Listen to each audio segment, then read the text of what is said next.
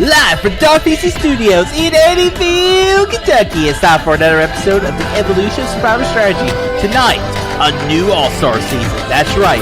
The top 10 greatest heroes and the 10 greatest villains face off in a very competitive game. Let's talk about it all. Your host, Dark.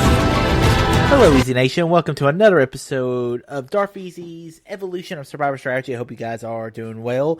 We've done 20 episodes. This is the 20th chapter of the Evolution of Survivor Strategy. Surprised I've got this far without giving up. But you know what? We're halfway done.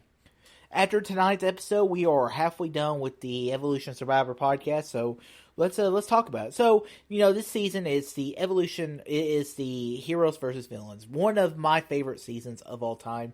It may not be my favorite season due to how it ends, but overall, still a very, very good season. Let's talk about it. So, Heroes versus Villains, I like the concept of it. Bring back the 10 greatest heroes from people like Tom Westman, JT, Rupert. Then you bring in the greatest villains of all time from Boston Rob to Parvati to Russell Hantz. And so, it made for a very interesting season as we see these tribes go against each other. And, at first, the villains have the edge. You wouldn't think they do because the heroes have their life together. The camp is awesome and everything. But then you have these villains who don't really want to work. They kind of just want to lay around, be lazy, bad guys don't really care anything about it. Boston Rob literally has to carry them on his back, and lead them. And it just shows the leadership of Boston Rob, of how good he is at challenges and all this other stuff. Because he leads that tribe, and they're able to win the majority of the challenges at the beginning of the game. And the heroes are just going downhill, losing great players. And I will say, so I want to talk about some of the big moves, because a lot of this season really is kind of what we know what Survivor is, which is kind of the blueprints of what modern Survivor is. The Heroes camp, where JT, he wants to get rid of Candace. He doesn't trust her, and so, but Cirie turns it around, and she's like, I don't want to get rid of Candace. We need to get rid of Tom. I need to get rid of a bigger threat. And basically, Kobe, Tom, and JT come up with this plan. They're splitting the votes anyways because Tom found the idol. We split the votes 3-3-3. We make our apologies later, but right now we make the move.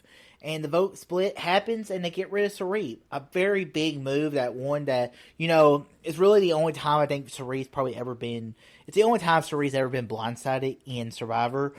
And because she always knew she was, when she was going out in the other seasons. And it was just a big move to take out just such a strategic threat like Cirie. Alright, then we move on, basically. Tom gets taken out, and then eventually James goes due to his knee. So then the villains tribe blows up. It implodes.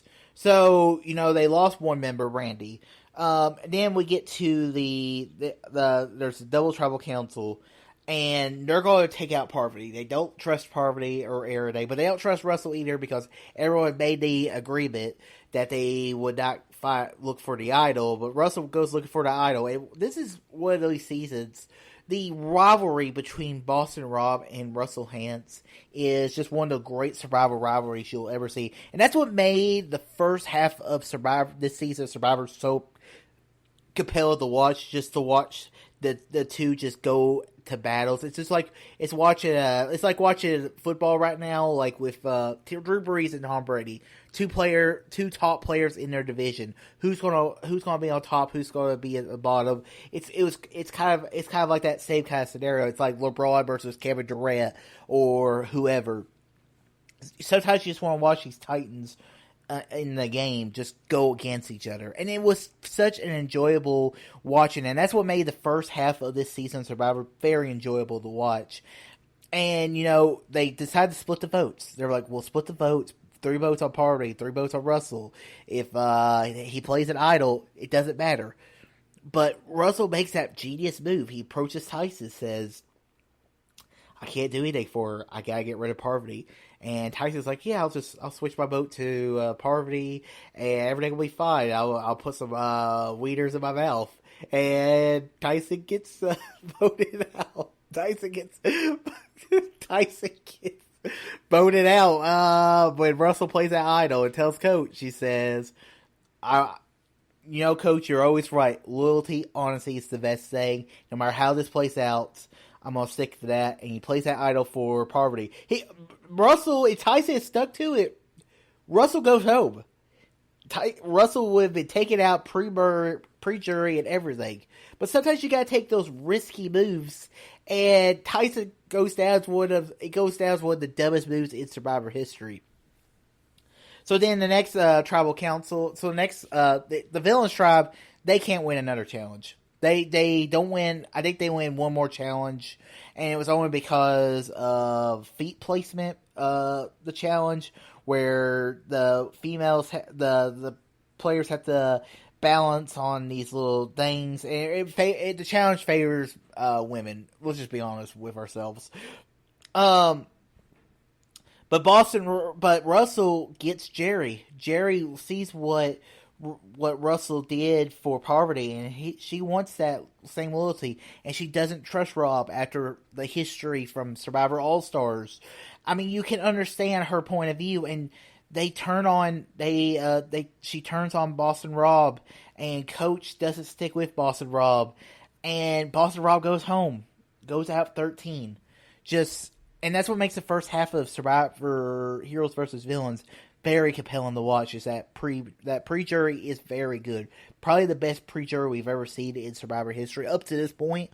So yeah, we get more, and the hero tribe thinks, oh, there's a female alliance going over there. Parvati, she did it in Micronesia. Let's see if they do it again.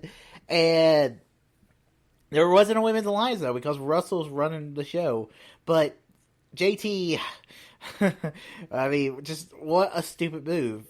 Because he finds the idol. He's like, if I give the idol to Russell, then Russell can play the idol, take out Parvati. And, I mean, he gave the line is, he gave the hero his heart. He gave the villain his heart, and the heart just completely stabbed it. And Russell just takes the idol. We get to the merge. Sandra wants to flip. She wants to flip on the villain's tribe, but the heroes aren't listening to her. And basically what happens is JT goes home when Parvati plays two idols. One idol on Jerry and the other idol on Sandra. That sends JT home. Then we get to the final 9. Then it's almost a Pagongan with JT going or Amanda going out 9 because she's just such a very smart player. Then at final 8, Candice had flip on the alliance because the heroes just couldn't get their act together at the end of the game. They basically self-imploded because Sandra was ready to flip. She was going to go with Kobe. She was going to go with the heroes tribe. But Candice Russell flipped her. And, Russell gets a lot of crap for some of his jury management and all that, but he built that connection with Candice, and he does a good job with it, to be honest with you. So, yeah, Candice flips, and that completely destroys any hope of the heroes making any kind of comeback. Final 8, Candice goes home at 8, and then we get to 7, and Russell starts not to trust Danielle and Parvati because, Parvati didn't tell Russell about the idol. And Russell's the guy, he wants complete control of everything. And so he's like, I gotta take out Danielle because her and Parvati are too close. Danielle makes that very slip up of a move because I think if she hadn't said that, I think Danielle doesn't get voted out final 7. I think Rupert goes out at 7 instead. And Danielle says, I'm closer to Parvati than you know. He's like, oh really? And then he just looks at Jerry and says, Danielle, vote her out.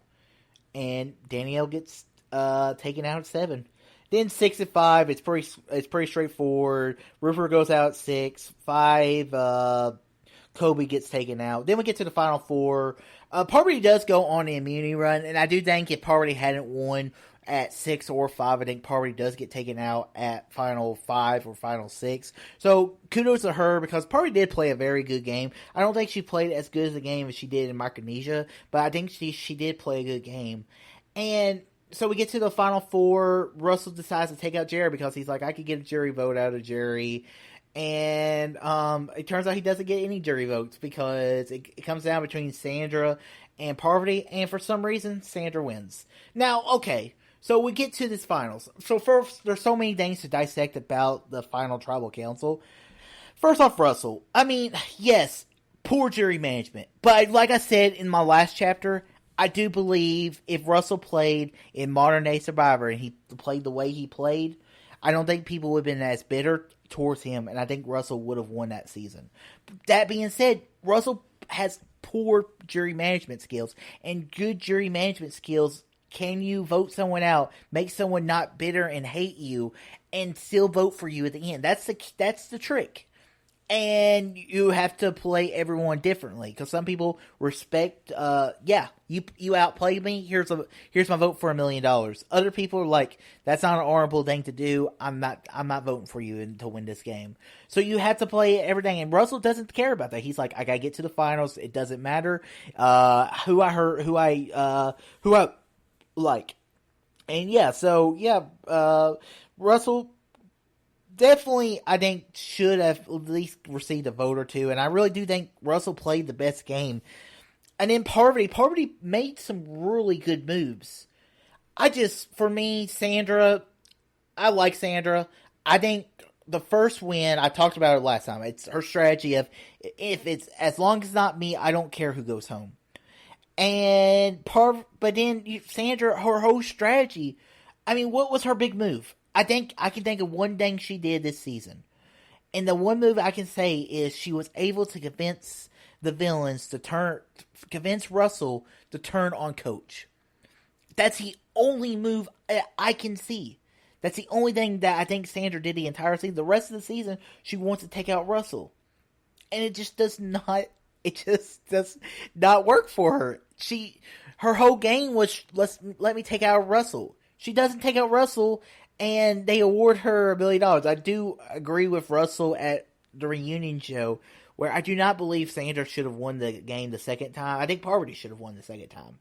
I truly believe that. I think Parvati played a far superior game than what Sandra played in this one, because I respect players that actually make moves. And in this season, Sandra didn't make moves. In Pearl Islands, Sandra absolutely made moves. Like, they weren't big flashies, but she made some very subtle, good moves, and definitely deserved to win that season against the Boy Scout Master Lil. And guys, that's Heroes vs. Villains. A very good season. It's one of my favorite seasons. I don't know if it's my favorite season, just due to the fact of how it ends, because I don't feel like Sandra should have won. But, I knew Sandra was going to win the entire season because of all the spoilers I heard before the season actually ever aired. And so that's you're just like, Sandra, there's no way she's going to win. She's not playing the game good at all, but bitter jury. Just bitter jury. Alright guys, I hope you guys enjoyed this episode of the Evoloution Survivor Strategy. Guys, click that like button, subscribe to see more, tell your friends about Easy Nation. Until next time, all too easy.